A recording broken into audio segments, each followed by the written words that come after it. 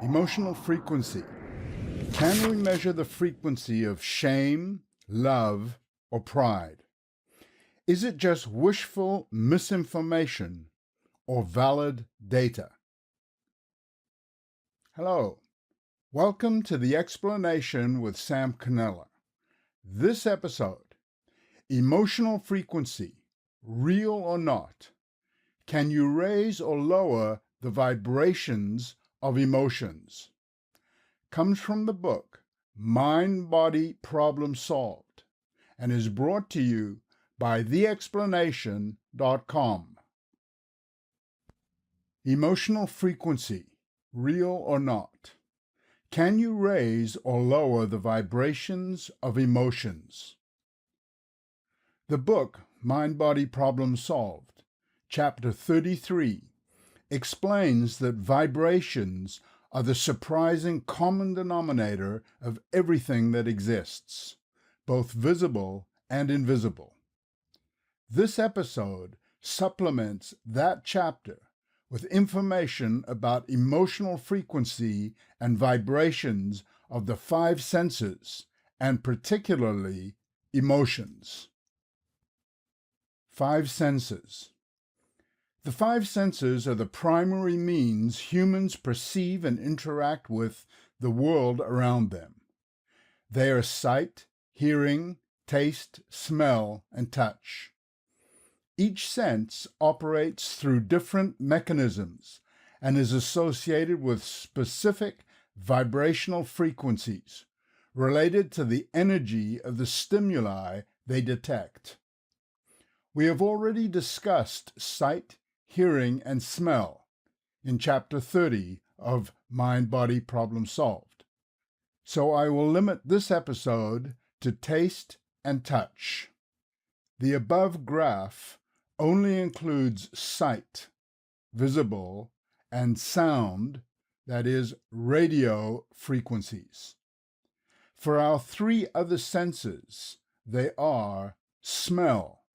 Aromatherapy activates frequency receptors in your nose. Taste. The sweetness of sugar associated with a frequency of around 10,000 hertz. And touch.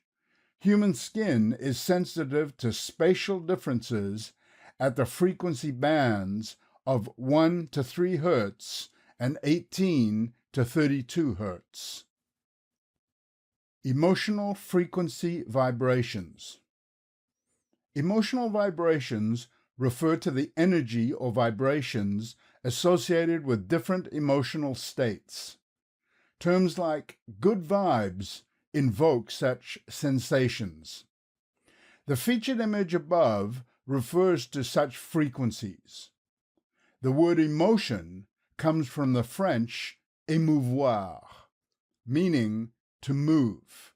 Indeed, we are moved in two ways. Firstly, by a conscious mental reaction, like love or hate. And secondly, by a physiological change, what we call body language. And these are two distinct aspects. The first, a non-material feeling of sadness or happiness and other such emotions. And second, a material bodily reaction such as changes in heart rate, blood pressure, and muscle tension. Science and its instruments can only measure the latter, our body, heart, etc.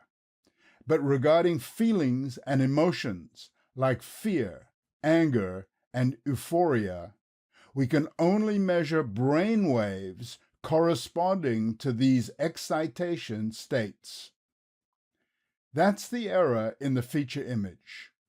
There is no such thing as frequency in hertz of shame, pride, joy, love, or enlightenment. They do reveal changes in brain waves, which science has measured, but these are in the gamma frequency range of 30 to 150 hertz. They have nothing to do with the supposed frequencies of the image above. So where did the idea of an emotional frequency chart come from? It is an arbitrary scale created by Dr. David Hawkins, a psychologist, in his book Force vs. Power. So how did we get to this scale? It's an extended mixture of solfeggio, dating from ancient Western Gregorian and Eastern Sanskrit chants, believed to affect and heal the conscious and subconscious mind. Today, solfège is a 7-tone scale: do, re, mi, fa, sol, la, si, corresponding to specific frequencies said to have therapeutic powers.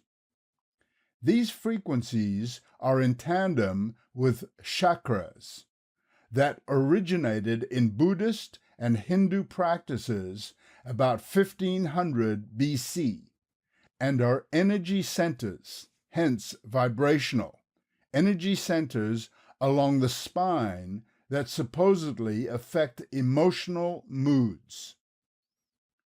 The scientist Newton associated the solfeggio frequencies with colors, surmising they had the same vibrational qualities, which they don't.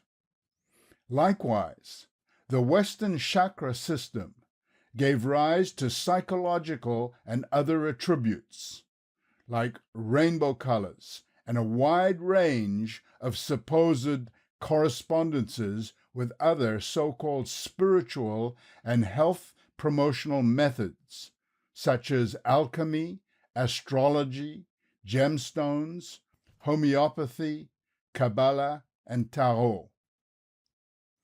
The lower frequencies relate to negative emotions like shame, with the more noble emotions like love attached to higher frequencies. This combination amalgamates musical tones with colors to improve health and mental states. Thus, we arrive at Dr. David Hawkins' research and his map of consciousness. The above image is a concise representation, a scale he created for the hidden determinants of human behavior. The explanation believes the Bible refers to music having a soothing and healthy mental effect. David played the lyre for King Saul, 1 Samuel chapter 16, and music accompanies the Psalms for worshiping God. On the other hand, monotones, from which we derive the word monotonous, are single frequencies played continuously and are not considered music. Research shows that such monotony can, in fact, adversely affect mood changes and could lead to the development of depression-like traits. On a real material chart, there's no such thing as emotional frequency. The best we can do is measure brain waves that correspond to emotions in the range of about 1 to 150 hertz. Now, unlock Bible meaning and reveal the explanation.